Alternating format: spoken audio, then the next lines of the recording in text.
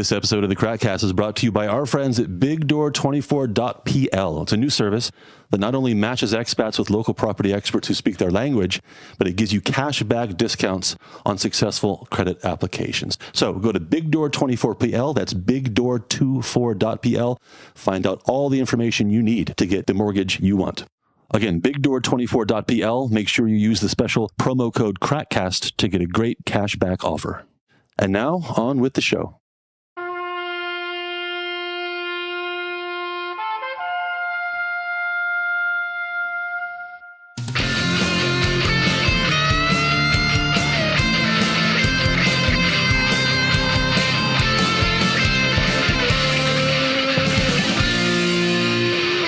So I'll bet you didn't know that a new season is coming soon, really soon. In fact, next week, American football season in Poland. Yeah, that's right. I bet you didn't think I was going to say American football season, but we have a football team here.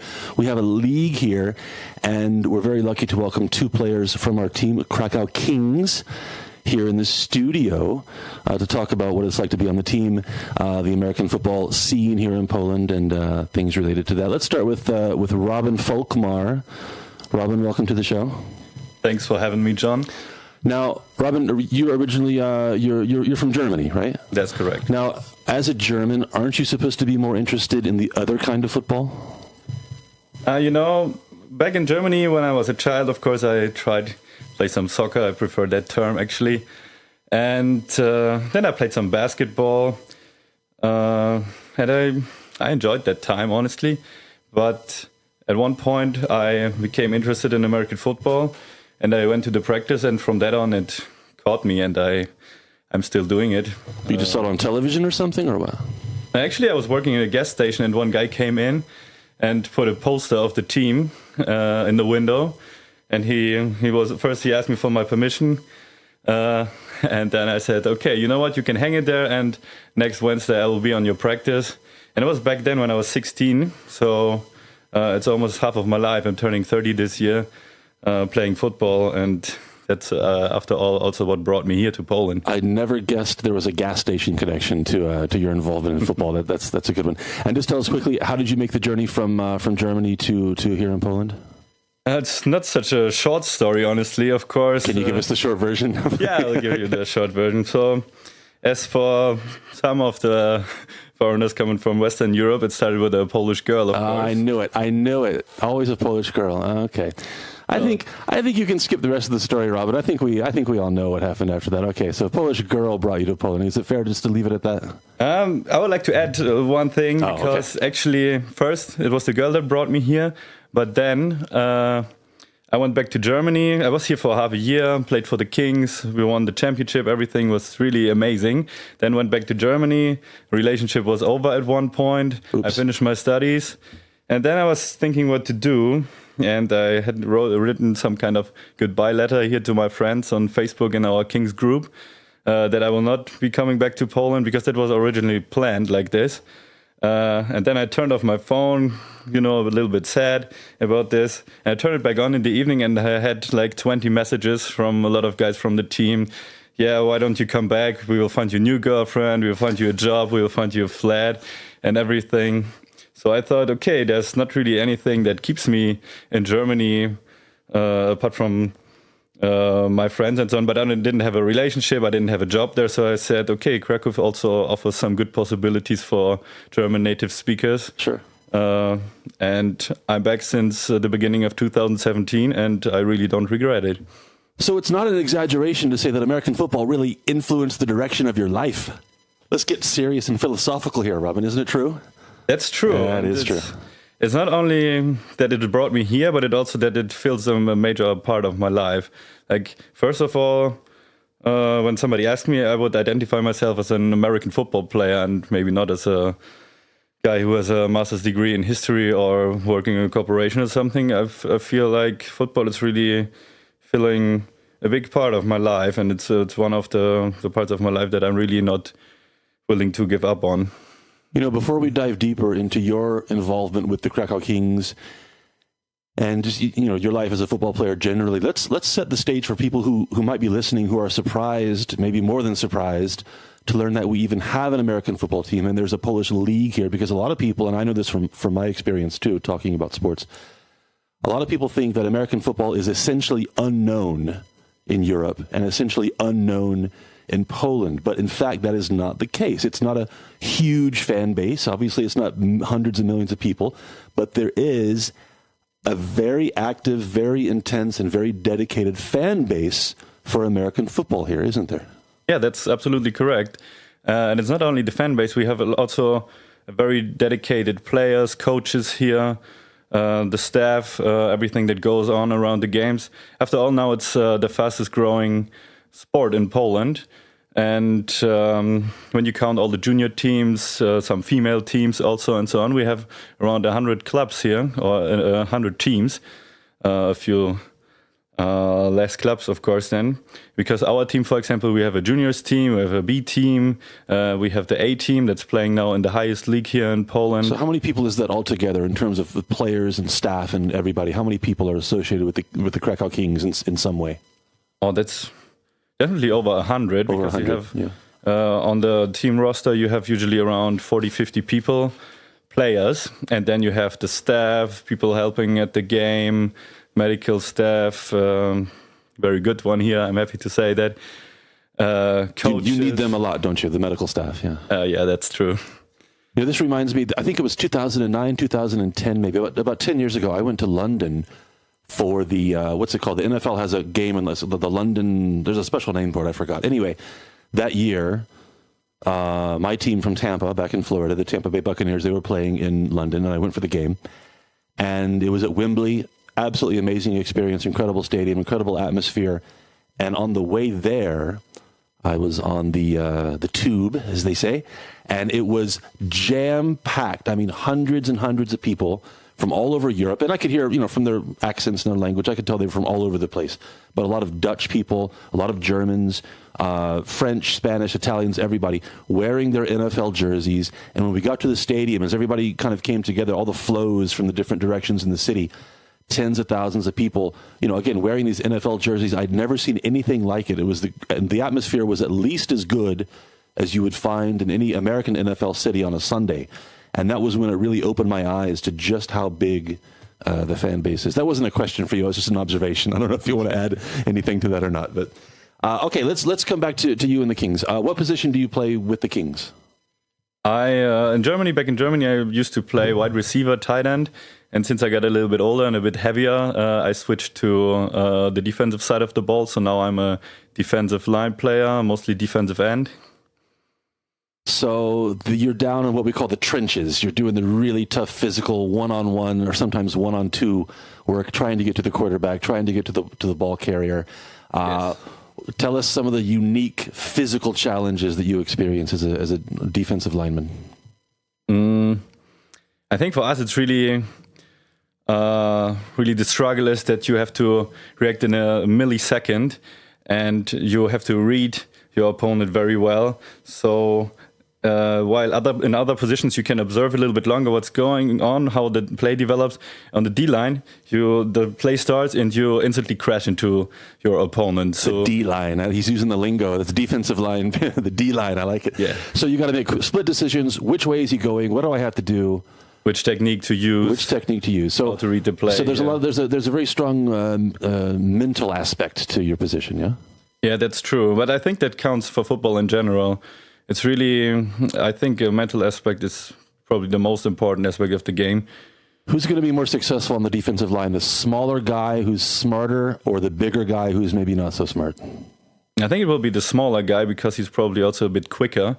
And on D-line, it's also a lot about quickness. But the bigger guy can also be good to block the middle. But you also have to be fast to catch up on the outside, or if there's a run going to the outside of the field and so on. And sometimes it's just not enough to be big. If you're not strong, if you're not agile, you can be as big as you want. You will not be a good player. Mm-hmm. But I think if you're more, 2 meters tall and 180 kilos, you can probably be successful somehow on the defensive line. That's true. Yeah. Well, we got a lot more to get into in terms of the what you get out of the game and what goes into being a good player. But we have another player with us here in the studio today. Zuzia Royak is also on the Krakow Kings, and she's here to tell us about her experience. Zuzia, I noticed that there's something a little bit different about you compared to other players that I've seen on American football teams. Okay, yeah, she's a girl. Yes, she is a girl. Zuzia, people probably ask you about this all the time, but I have to ask too. How did a girl, a woman, and in fact there are two women on the Krakow Kings, is that right? There are two women. How does a woman end up playing American football and playing it so well that you can be on the team? Yeah, I spent a lot of time practicing, being on the gym, training with my team. It takes a lot of dedication to make it. And what position do you play on the team? I'm a wide receiver right now. Wide receiver. Okay, so Robin told us about what it takes to be a defensive lineman. For wide receivers, I guess obviously you start with speed. I mean, it's always better to be faster. Okay, we know that. But in terms of the mental aspect of the game, what makes you a good wide receiver? You have to be quick thinking. You have to make quick decisions depending on what the defense shows. Now, let's answer an obvious question that some people might be thinking as they're listening to us here. You're playing on the team with the guys. Maybe you're the only woman out there on the field. Maybe the defensive back opposite you, covering you, is a guy, right? Yeah, usually. And he hits you just as hard as he would hit anybody else? Yeah, they usually don't hold back. Yeah. So, okay, again, I have to ask, as a woman, maybe you're a little smaller, a little lighter than a guy would be out there. Can you take the same level of physical punishment that a guy would take playing wide receiver? It's hard. It's really hard, but you have to learn to get up every time. It gets easier with time. And maybe kind of like being a boxer, part of being successful is being smart enough to not get hit, right? So maybe that's part of your success. That's what my coaches always told me, not to get into contact. Mm-hmm. Usually I try to avoid it. Mm-hmm. This upcoming season, the season that's starting next week, is this going to be your first season on the team, or have you already spent some time on other squads on the team?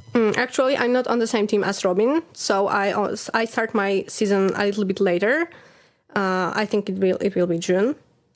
This is the B team? Yes, that's B team. Okay, so is the goal one day to make it up to the A team, or is the B team? Are you happy with where you are now? I'm never happy with what I have. I try to get in the A team. Ambition. So what kind of, I guess it's an obvious question again. I was going to ask, what can put you in a position to be on the A team? Being successful. Is being successful only about catching touchdowns? Or can you be a successful wide receiver without having maybe the statistics that look so impressive? In football, you don't always have to get all the glory to be the best. Sometimes it's about the hard work that the others don't see. Sometimes you get the block. Sometimes you catch the ball, but you always have to give your best to the team. Yeah, wide receivers on the plays where they don't throw you the ball, which is most of the plays. Yes, that's 80-90% of the plays you're supposed to block. And there's nothing more boring and unglamorous than blocking, but this is an essential part of your job, yeah? Yeah, that's really important. Actually, I didn't get a lot of balls in the seasons. I usually were blocking. And it's really funny when I try to block because the guys don't know what to do when they get a small girl coming at them. What am I supposed to do? Hey, coach, what do I do? Yeah. Do I hit her or do I not? This is a question for both of you. Anybody can take it. American football is, maybe more physically demanding than some other sports. You put a lot of time into practicing. You have maybe medical issues that come from getting hurt and whatnot. What do you get out of it? What keeps you coming back and returning and wanting to play again and again? What's the positive side of all this? Well, for me, it's definitely the adrenaline, the excitement. It's really rare today that you can really get out and just hit somebody. Okay, now we're getting to the truth. Be aggressive. Okay. You don't have to hold back when you play football. It's the intensity that really keeps me going there. Because on every single play, it's 100%, 110%, and you have the chance to hit somebody and all your friends are around you and they also want to hit somebody and they celebrate when you hit somebody. And it might sound a little bit primitive, but for me, it's really this. You're saying that a lot, Robin. You're saying hit somebody quite a lot here. I don't know if what's coming out just beneath the surface here, but no, I get what you mean. Yeah, it's an outlet. It's an outlet for energy and adrenaline and aggression that maybe a lot of people don't have, and I guess it's addictive after some time. Yeah, you need this rush. Yeah, that's true, and also.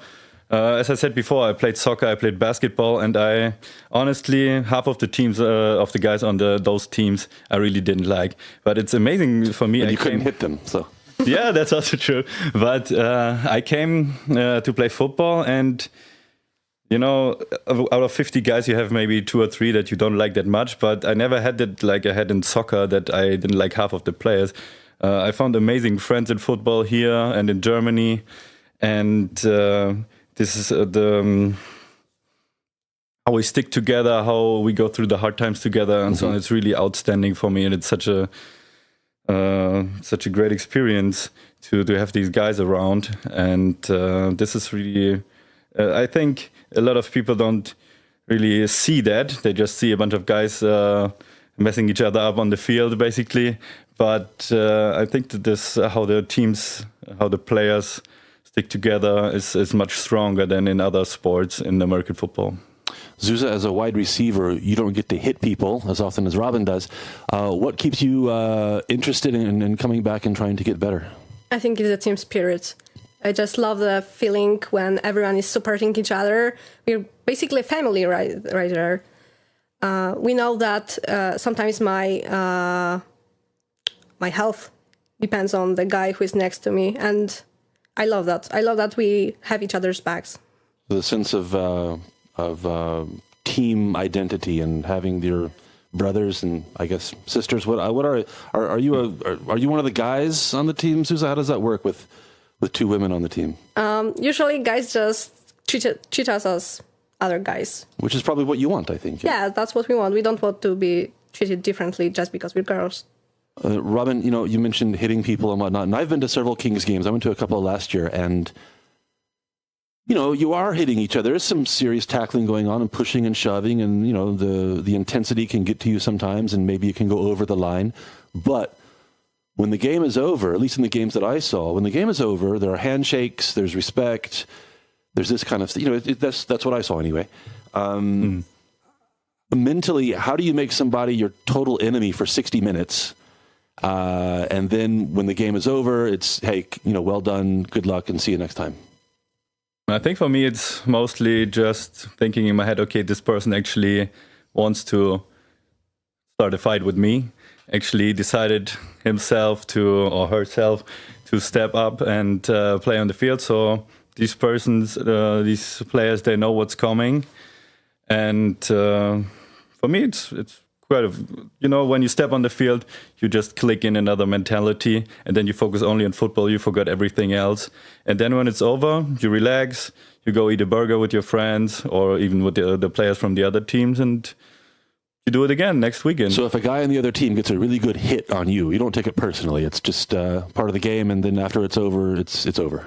Yeah, that's not a big deal. But you want to hit him next time, don't you? Oh yeah, of course you do. You always have to hit them harder than they hit you. Let's reverse. Let's go back to I guess the recruiting process. There's a Krakow Kings A team, the B team, and the junior team, which is the under 18, right? For teenagers, I guess. Yeah. Who's your youngest player on the junior team? Do you know? Are we talking like 15, 16 or 12, 13 or? I think 14 upwards. 14. Okay.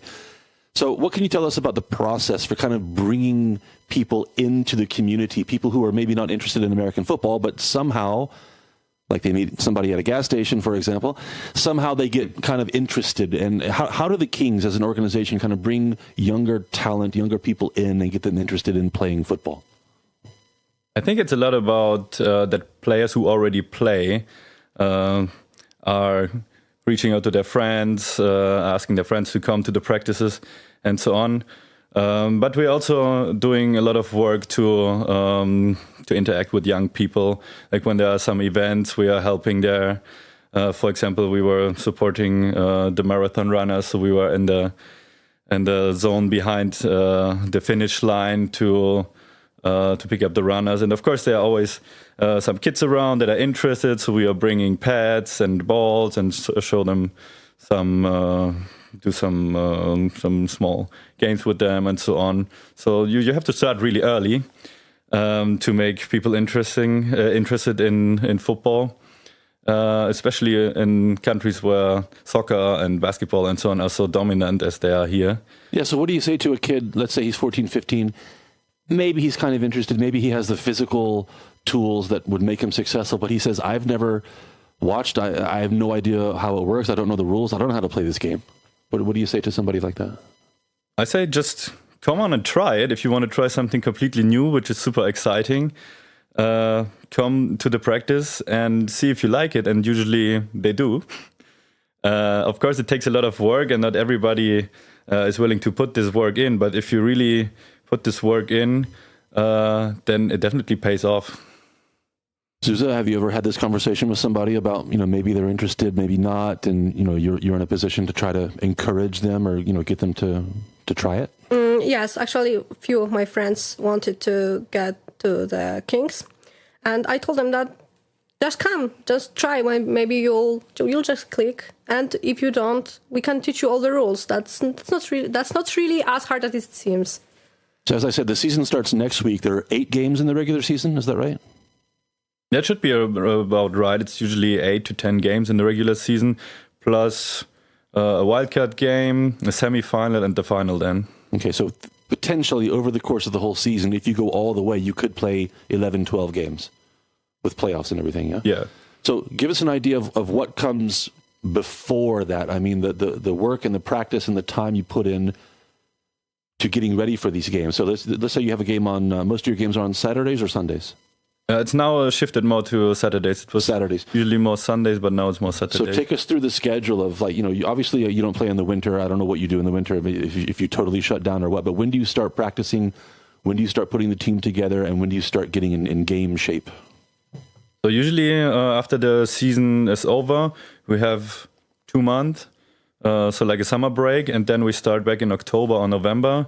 We start also with recruiting, with tryouts. So everybody who is interested can come to special tryouts where we do some football drills and so on, so people can get to know the team, get to know football a little bit, and then we ramp up the practices 2 times, then 3 times per week. We did a lot of running drills. We have some new strength and conditioning coaches that implemented some conditioning, running technique practice. And then when the new year starts, we have 3 times practice per week usually, plus some additional theory. And of course, you go to the gym also to keep yourself. So wait, 3 times a week, going to the gym, extra, studying the playbook, of course, as well. You have the playbook. This sounds like quite a lot for people with maybe a full-time job. Maybe some of the guys have families, just life generally. Is it hard to find the time to get this all in your schedules? Yeah, it's not so easy. I mean, when I was a student, it was a bit more relaxed because you could manage your time better yourself and you had these long semester breaks. But now with a regular 9-to-5 job, it can be quite a challenge to go to the practice 3 times. And then on the other days when maybe your girlfriend says, oh, maybe let's do something, you say, we can do this, but only from 9 p.m. onwards when I'm back from the gym. And then I got some back injury, a little bit of an issue with my knee. So that's some additional time I have to invest. So yeah, during the season, you don't have much time. It's quite a commitment. Else. Yeah. Zuza, have you ever had a problem with kind of balancing your life outside of football with the demands of being on the Kings? Usually I just plan ahead so I can find time for everything. But it really tires me out. I live outside of Kraków, so I always have to come in to Kraków especially for the training sessions, and I get back at like midnight to home, and I have to get up early to go to school, study, and gym, and football, and it goes on and on, but it's really time-consuming. But if you plan it well, you can do it. Do you find that this mentality, this mindset that you need for, organizing yourself and making a schedule and being committed, Do you find that developing this mentality benefits you in other aspects of your life? In other words, developing this self-discipline kind of, helps you with maybe with your work life, maybe with your personal life. I mean, you get some other intangible. I don't know if you know what intangible means. What's another word for intangible, Josh? Like something you cannot touch. Something. Yeah. So, other benefits. In other words, playing benefits. Thank you. Playing football benefits other areas of your life. That seems like a real possibility. Yeah, Susa. Football taught me how to not be a messy person. I could not afford to leave some things undone, so I learned to organize myself. And it also taught me that I don't always have to be the best at everything. Sometimes you leave the things you can't do to others, but you have to focus on things that you need to do. So it taught me to find the balance in everything. I like it. Robin? Yeah, to find the balance is a good point. Also to handle losing and failing in front of everyone. Because no matter how good you are, you will always have some situations where you really mess up and where you think about them afterwards and you are really wishing that you would have done a better job. And this in front of a huge crowd of all your friends and so on. Maybe it's a game changer. So I think that really taught me how to handle difficult situations, to deal with losses, with failing. But another thing that I think football taught me is also to work with every kind of person that you can imagine. Because in football, you have so many different personalities, guys. One guy is a lawyer, the other guy is a student, studies, I don't know, biochemistry. Then you have somebody who's unemployed maybe, and then you have somebody who's a plumber. But you come together as a team, and it doesn't matter anymore who you are, as long as you commit yourself to football and you are with the team, you are always a team member and a friend of everyone. So that's really something I learned there, and it made, I think, my team working ability, which is always asked for in the job interviews and so on, it really improved that. We want to encourage anybody listening to definitely go and check out a game this year. Tell us some practical information about what people need to do. Because if I remember correctly, there are 2 or even 3 stadiums here in Krakow where you play. You kind of rotates in different places. I've seen you in Nowa Huta before. I've seen you in Branowice before. Is that still the case? Or where are most of your games taking place this year? Do you know? This will be in the Wawel Stadium in Branowice. This is our home stadium. For now, we used to play somewhere else, but we decided to move to the Wawel Stadium. It's quite a nice, really old stadium. Yeah, it's great. It's great. Being renovated now, but it's kind of like an old arena, I would say. So with these gladiators or something. Yeah, it has a kind of a raw look to it, but I really enjoyed it playing there. Okay, well, if that's the case, that's good, because I saw you in Nowa Huta at a place that was a little more difficult to get to, but this one in Branowice is easy. If they ever get the trams running on Królewska again, it'll be really easy to get to. It is a great place to watch a game. The website is krakowkings.org. Yes. And people can find all the information they need about the schedule, times and dates and things like that. I have to ask, I'm curious about something. The people in the stands that are that attend the games, people watching you play, you want to hear them loud and yelling at you, or do you want them to be quiet and watch? When you're on defense, of course, you want to have them loud. Yeah, okay. Because, first of all, it pushes you, but also it will make it more difficult for the opponent's offense to communicate. And when we are on offense, it would be good if the crowd is a bit more silent. But then when there are some nice catches, some touchdowns and so on, of course, we want the crowd loud then also. Okay. You mentioned a minute ago, Robin, you said that... and I think is a very good point. You said that playing football helps you to accept losing and disappointing yourself. Failing sometimes, it happens, right? Yeah. And maybe this makes you more sympathetic when you see somebody who doesn't succeed, and you feel bad for them. But when you see a guy on the other team make a horrible mistake, do you feel bad for him, or are you laughing at him? Maybe not laughing, but okay, maybe not laughing, but you're happy. Yeah, of course. I mean, if this guy didn't prepare himself well, they will pay for it. Robin Folkmarns and Susa Rojek, thanks for joining us today. Make sure you go check out KrakowKings.org. Definitely catch a game this year. You have at least 4 opportunities to see a game in Krakow, at least 4 home games, and maybe more if they make, when they make the playoffs, because they will definitely make the playoffs. No pressure, guys. And it's a lot of fun. I saw a couple of games last year, and if the weather cooperates, especially, it can be a really, really nice day out. It doesn't cost a fortune. I forgot how much it cost, but it is more than reasonable. It's a lot of fun. So again, keep an eye out for the Kings games and make sure you check them out. Thanks for listening, guys. Good luck to the Kings, and we'll see you next time on the KrakCast. Thanks for having us. Thank you.